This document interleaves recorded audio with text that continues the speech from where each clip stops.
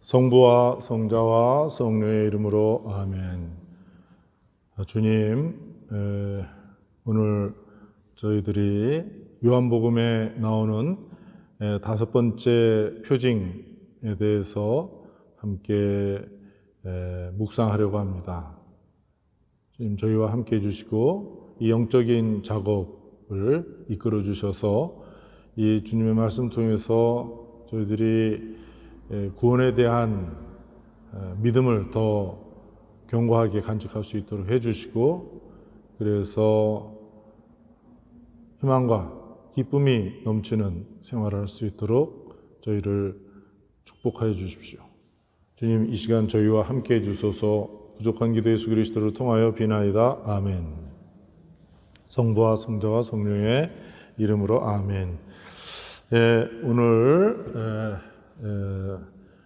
요한복음 6장 16절에서 21절까지 예수님께서 물 위를 걸으신 기적에 대해서 함께 묵상하는 시간을 갖도록 하겠습니다. 이것은 다섯 번째 표징이죠. 첫 번째 표징은 예수님께서 가나의 혼인잔치에서 물을 포도주로 만들어 주신 기적이고, 두 번째 기적은 왕실 관리의 아이를 고쳐주신 대목입니다. 그 다음에 세 번째 대목은 베자다 목가의 병자를 치유해 주신 내용이고, 네 번째 표징은 요한복음 6장 1절 이하에 나오는 빵의 기적 이야기입니다. 다섯 번째 표징 읽어드리겠습니다. 요한복음 6장 16절에서 21절까지의 말씀입니다. 저녁 때가 되자 제자들은 호수로 내려가서 배를 타고 호수 건너편 가파르나움으로 떠났다. 이미 어두워졌는데도 예수님께서는 아직 그들에게 가지 않으셨다. 그때 큰 바람이 불어 호수의 물결이 높게 일었다. 그들이 배를 25이나 30 스타디온쯤 저어갔을 때 예수님께서 호수 위를 걸어 배에 가까이 오시는 것을 보고 두려워하였다. 예수님께서는 그들에게 말씀하셨다. 나다, 두려워하지 마라.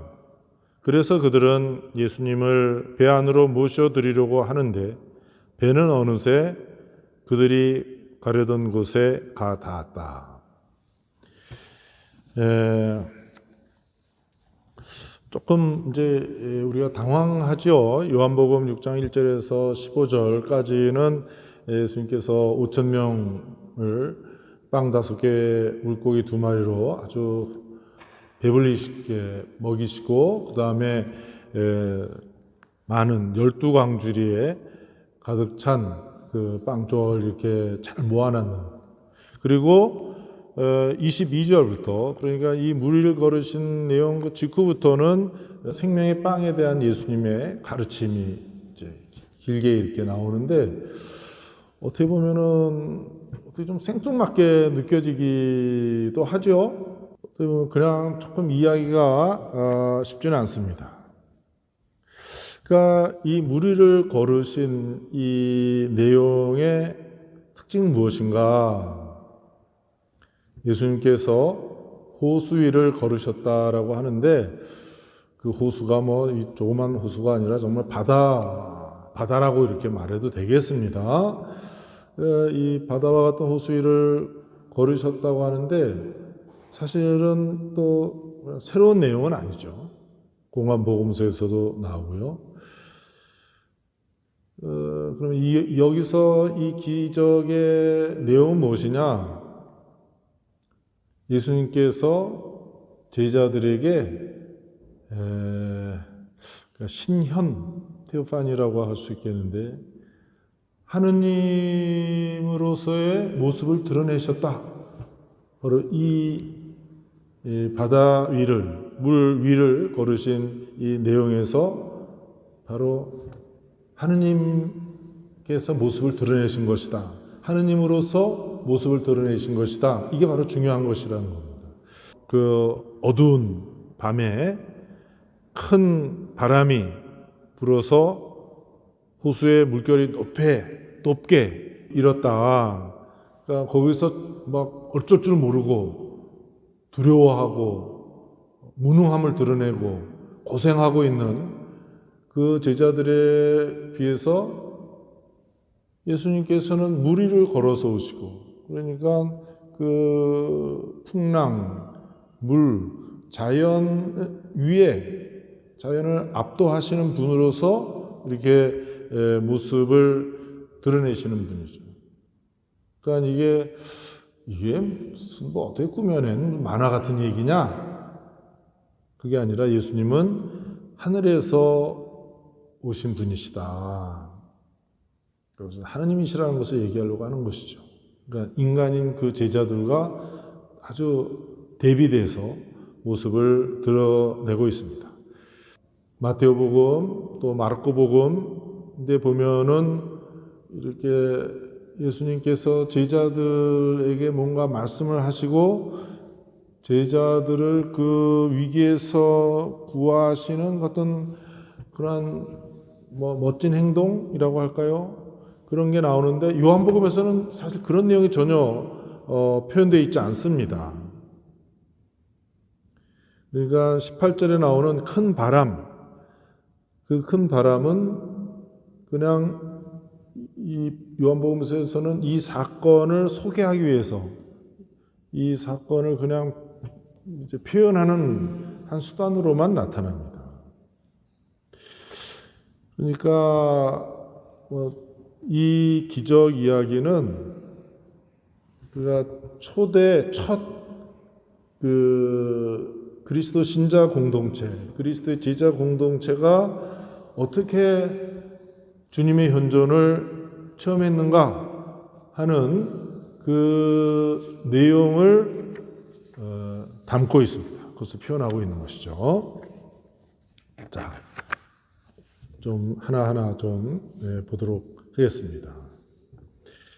6장 바로 1절에서부터 15절까지 지금 물 위를 걸으신 내용은 16절부터입니다. 그 6장 1절부터 15절까지의 그 5천 명을 먹이신 그 빵의 기적 이야기는 예수님께서 산으로 물러가심으로써 이제 끝났죠. 15절에서 거기 보면은 그 제자들은 예수님과 함께 군중을 향하고 있었습니다. 군중이 있었고 예수님 그리고 예수님 제자들 같이 이렇게 있었습니다. 그런데 여기서는 제자들과 예수님이 함께 있지 않습니다. 떨어져 있어요. 제자들은 큰 풍랑이 있는 바다와 같은 그 호수에 있고 예수님은 아직 무태 계십니다. 그러니까 제자들은 따로 배에 있고 그 배를 타고 가파르나움으로 가고 있었죠. 왜 그런가? 공관복음서 마테오, 마르코, 루카 세 복음서를 이제 공관복음서라고 그러죠. 같은 관점에서 봤다. 근데 요한복음서는 아주 좀 다릅니다. 마르코복음 6장 45절 46절에 보면은 이렇습니다. 예수님께서는 곧 제자들을 재촉하시어 배를 타고 건너편 벳사이다로 먼저 가게 하시고 그동안에 당신께서는 군중을 돌려보내셨다. 그들과 작별하신 뒤에 예수님께서는 기도하시려고 산에 가셨다. 그런데 요한복음에서는 그 제자들 보고 예수님께서 호수 건너편으로 가라고 재촉하지는 않으셨어요. 다시 읽어보겠습니다. 16절부터 저녁 때가 되자 제자들은 호수로 내려가서 배를 타고 호수 건너편 가파르나움으로 떠났다. 제자들이 자기들끼리 그냥 이렇게 떠났다고 이렇게 요한복음 기록하고 있습니다. 저녁 때가 되자, 오늘 이 물 위를 걸은 기적은 저녁 때가 되자라고 하면서 시작되었는데, 그럼 저녁 때가 되지 않았으면은 떠날 이유가 없었다고도 말할 수 있겠습니다. 그냥 기다리고 있었을까? 하여튼 예수님께서 홀로 산으로 물러가시고 제자들은 예수님과 함께 있지 않았습니다. 때는 저녁 때 출발하고 그리고 풍랑을 맞이한 것은 이제 어둠 속에서였죠. 그러니까 제자들은 스승 예수님과 함께 있지 않은 상태라는 것을 이 짤막한 이 이야기에서 분명히 표현하고 있습니다.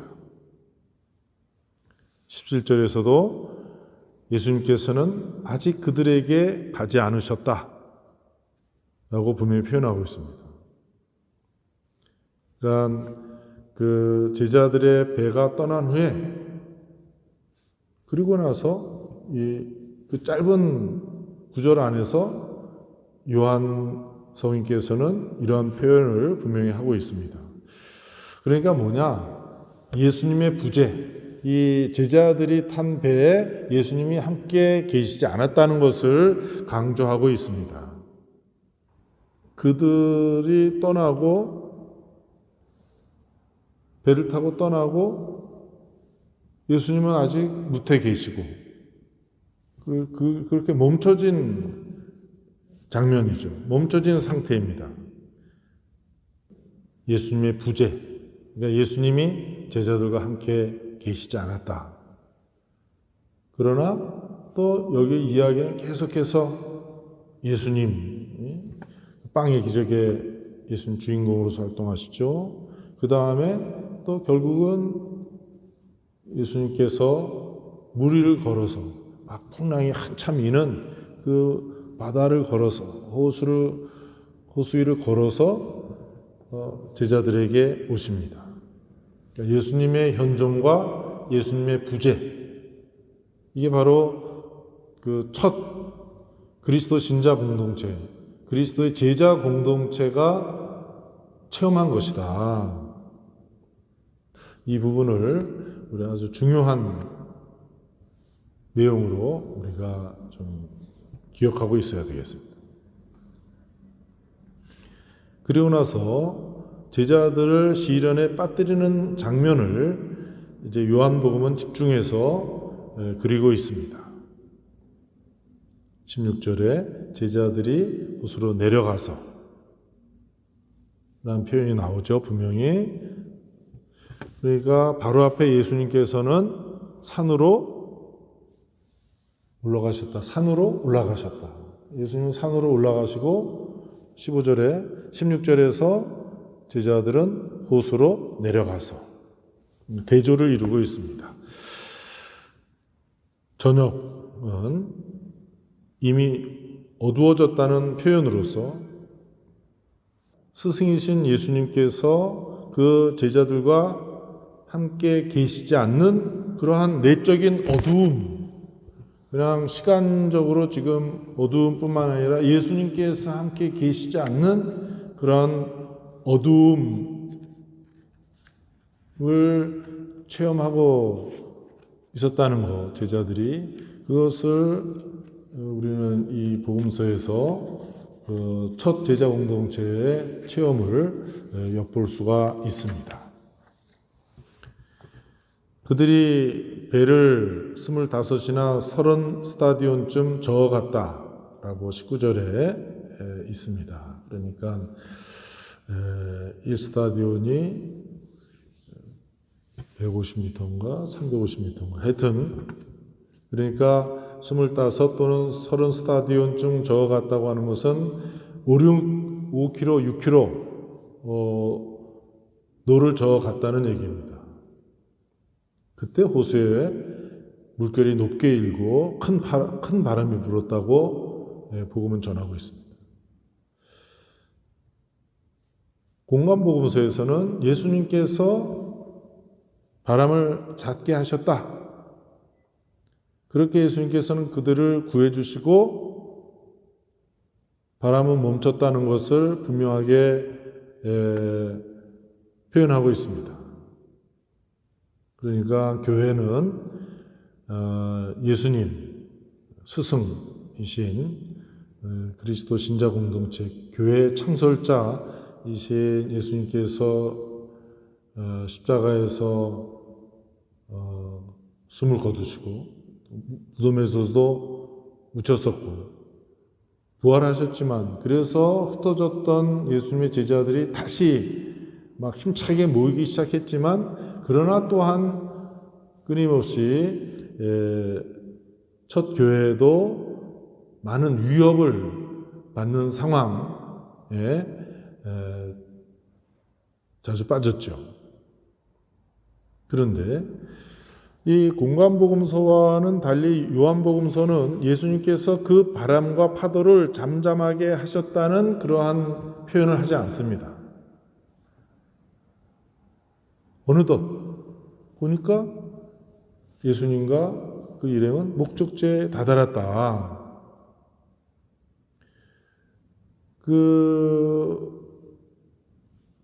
그러니까 이 밤에 5-6km를 노를 저어가지고 어떤 배를 타고 호수 한가운데, 정말 우리가 바다라고 얘기해도 되겠죠?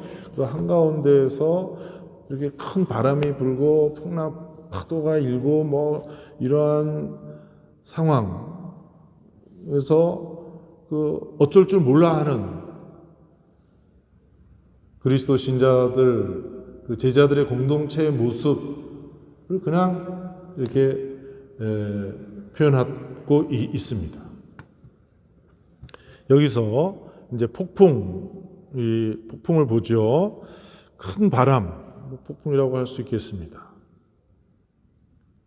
그러니까 예수님께서 이 파도 위를 걸어서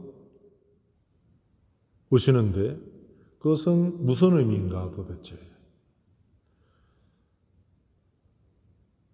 여기에서 우리는 요나 예언서, 구약성경 요나 예언서 1장 13절의 말씀을 우리가 좀 봐야 되겠습니다.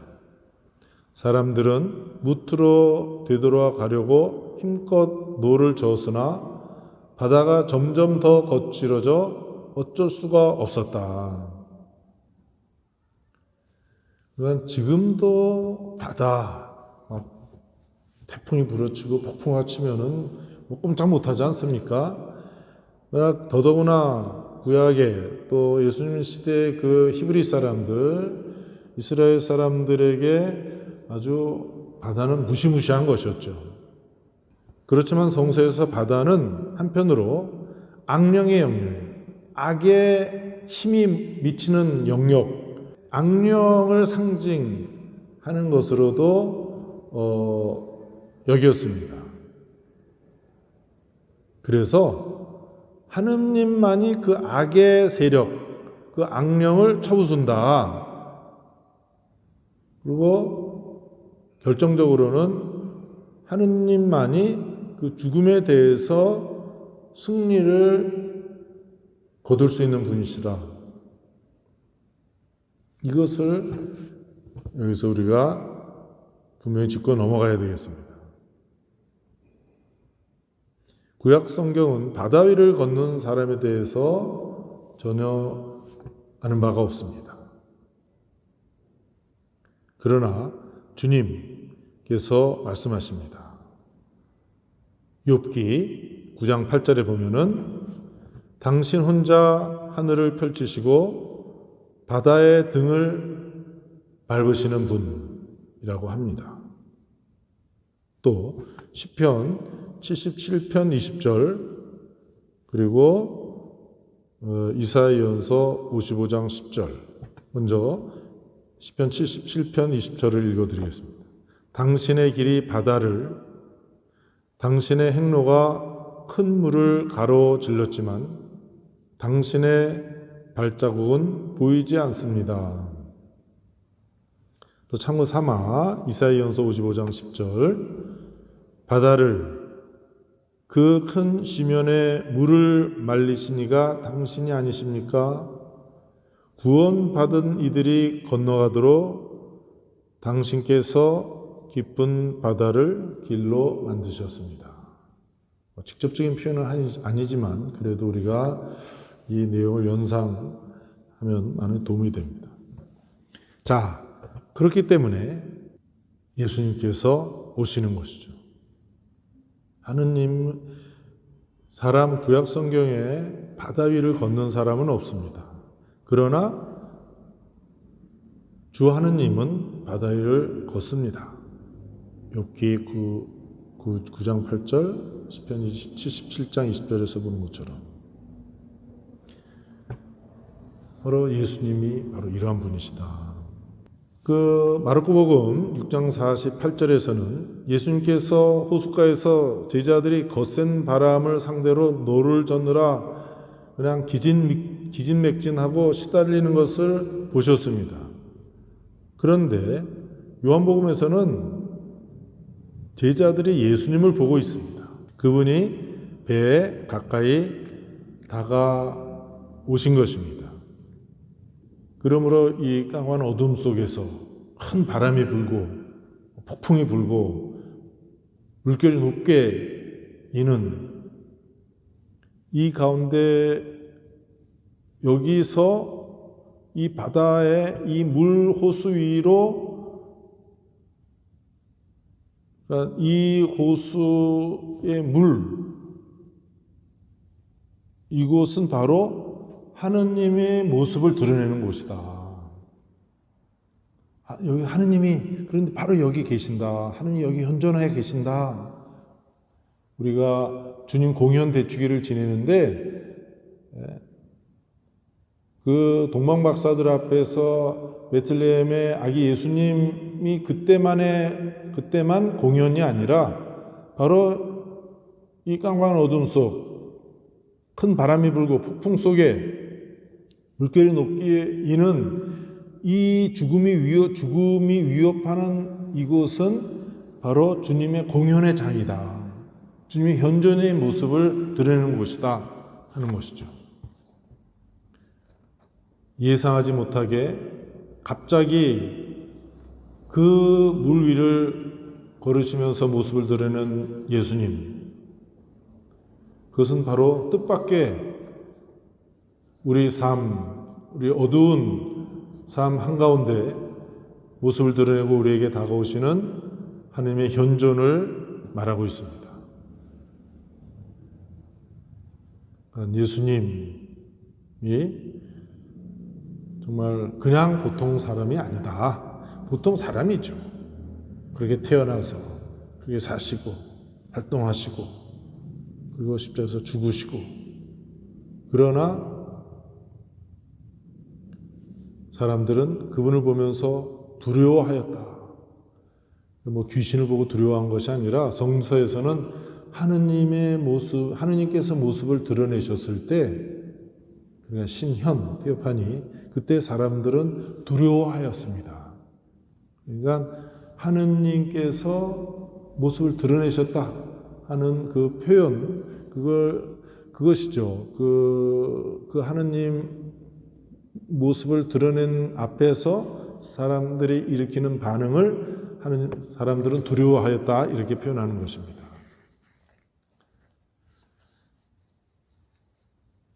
20절에 보면은 예수님께서 제자들의 두려움을 없애시면서 말씀하셨습니다.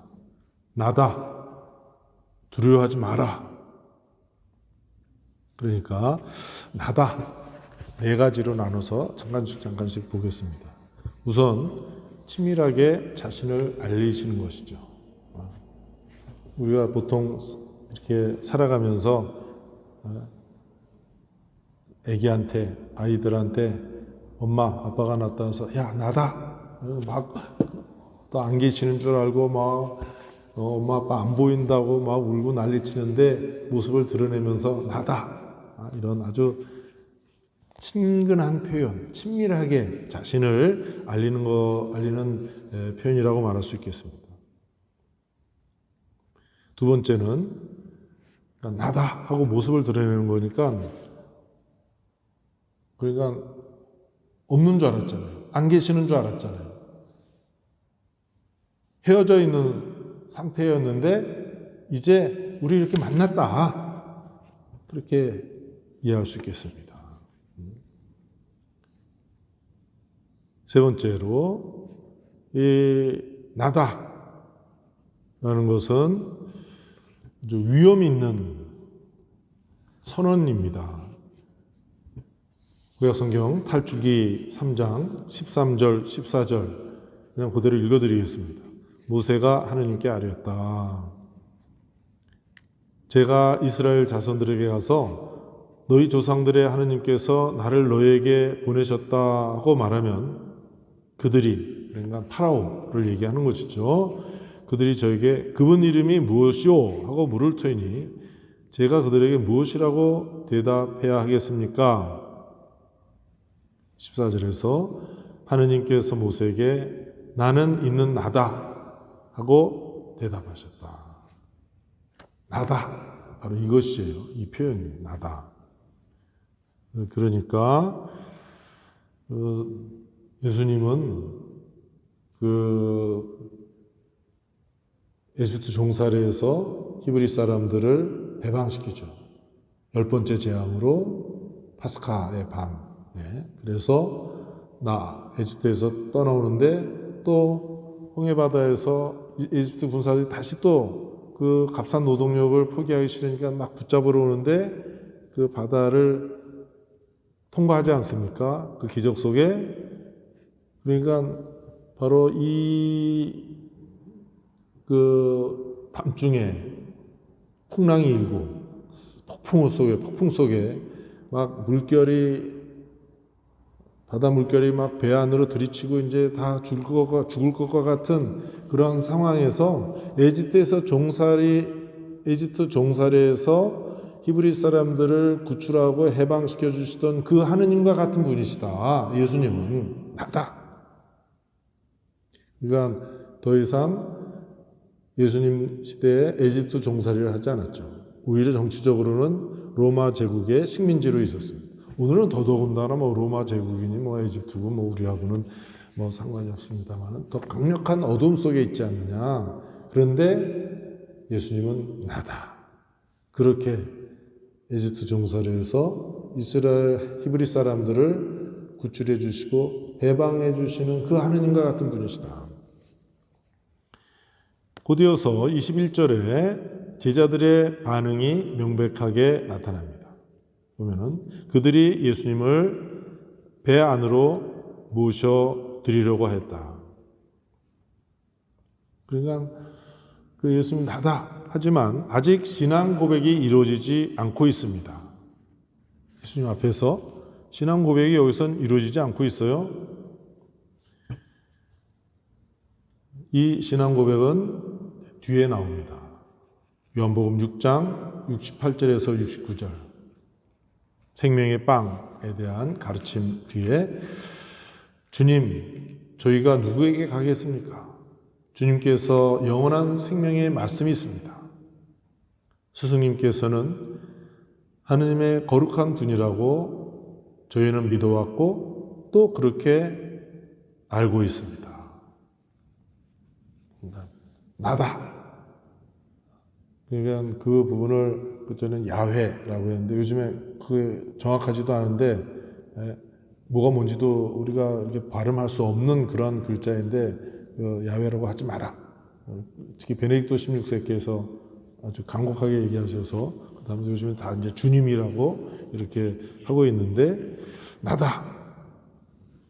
근데 제자들은 아직 그 앞에서 예수님에 대한 신앙 고백을 하지 않지만 조금 전에 말씀드렸듯이 6장 68절, 69절에서 그렇게 이제 제자들은 고백하고 있습니다. 예수님에 대해서. 그러면 예수님 앞에서 제자들이 취한 태도를 봅시다. 그러면은 그들이 예수님을 배 안으로 모셔 드리려고 했다. 예수님께서 배에 오르셨다 하는 표현이 안 나와요. 그런데 그 다음에 여기서는 또 예수님 아무 말씀도 없으십니다. 빵의 기적 다음에 6장 15절에서도 사람들이 왕으로 모시려고 했는데 억지로 모셔다가 임금으로 삼으려고 하는 것을 아시고 혼자서 다시 산으로 물러가셨다.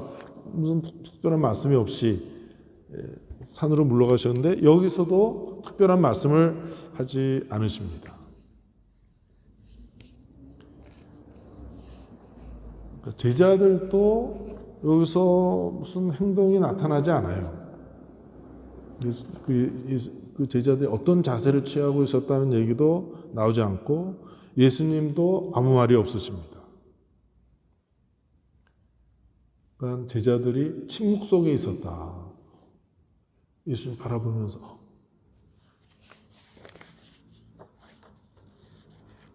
그러니까 우리가 예수님을 믿는 사람들로서 또 우리가 살아가면서 요즘에 코로나 바이러스로 말미암아 어떤 때는 성당 문 닫고 성당에 오지 말라 그러기도 하고 또 많은 사람들이 또 지금 또 성당에 나올 수 없기도 하지만 나오지 않기도 하고 신앙을 또 포기하기도 하고 또 신앙에 대해서 제 성당에 뜨뜻미지근한 태도를 취하기도 하고 그리고 또 그보다 더 심각한 것은 우리 사회 인도에서 코로나 바이러스로 그 잠깐 사이에 30만 명 이렇게 죽었다고 하죠.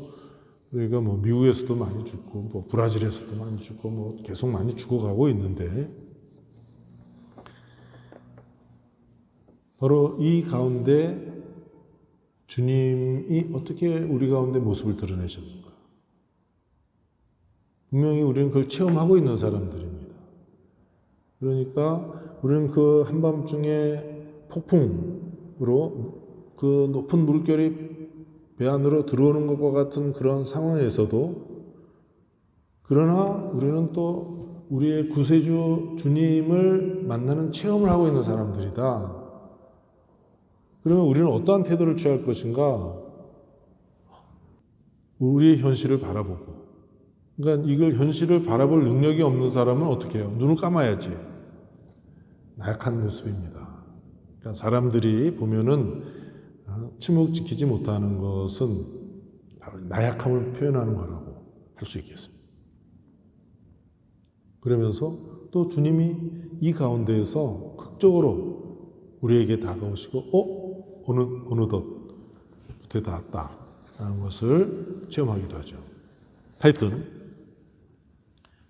21절에 보면은 그래서 그들이 예수님을 배 안으로 모셔드리려고 하는데 배는 어느새 그들이 가려던 곳에 닿았다. 자꾸 이제 우리가 마르코복음하고 비교해 보는데요. 마르코복음 6장 51절, 52절에 보면은 예수님께서 제자들이 탄 배에 오르시자 바람이 잠잠해졌다라고 기록되어 있습니다. 그런데 요한복음에서는 더 이상 바다나 호수가 나타나지 않습니다. 배는 어느새 이미 목적지에 도착하였습니다. 예수님께서 배에 오르셨다고 표현되어 있지 않은데 그러니까 예수님께서 배에 오르시지도 않았는데 그런데 바람을 잠재운 것은 무엇을 말하는가?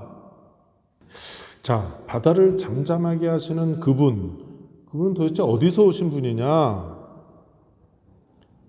그 예수님은 하늘에서 내려오신 분이십니다. 요한복음 6장 62절에 사람의 아들이 전에 있던 곳으로 올라가는 것을 보게 되면 어떻게 하겠느냐? 그러니까 이 표현을 요한복음에서는 계속해서 하고 있죠. 처음부터. 말씀은 하느님과 함께 계셨다. 말씀은 하느님이셨다. 요한복음 1장 14절 말씀이 사람이 되시고 우리 가운데 계셨다. 요한복음 1장 18절 그 말씀은 하느님 아버지와 함께 계셨다. 올라가셔서 함께 계신다. 계속해서 제가 다른 교회도 말씀을 드렸죠. 그러니까 예수님의 존재는 물질적이 아니라 영적인 분이시다. 요한복음 6장 63절에 이렇게 말씀하셨습니다. 영은 생명을 준다. 그러나 육은 아무 쓸모가 없다. 내가 너희에게 한 말은 영이며 생명이다. 그러니까 영은 육체와 물질에 생명을 불어넣는다. 생명을 불어넣는 게 영이다. 영이 없으면은 그냥 생명 없는 물질로서, 육체로서만 살아가는 거 아니냐. 그래도 이 이야기의 마지막은 제자들을 구출하는 것입니다. 바다, 큰 바람이 불고 그 위협적인 상황을 표현하는 것이 아닙니까?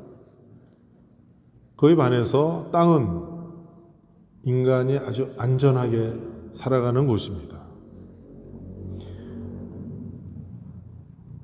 제자들이 예수님을 맞아들이려고 할 때 21절에 보면은 그들이 예수님을 배 안으로 모셔드리려고 하는데 그런데 어느새 배는 그들이 가려던 곳에 가 닿았다. 그러니까 예수님을 알아보았을 때 즉시 그들은 죽음이 지배하는 곳에서 성령이 지배하는 곳으로 즉시 건너가게 된 것이다. 이제 우리가 여기서 파스칼을 또 엿볼 수 있습니다. 시편 107편 30절의 말씀을 들으면서 오늘 이 대목을 끝내겠습니다. 바다가 잠잠해져 그들은 기뻐하고 그분께서는 그들을 원하는 항구로 인도해 주셨다.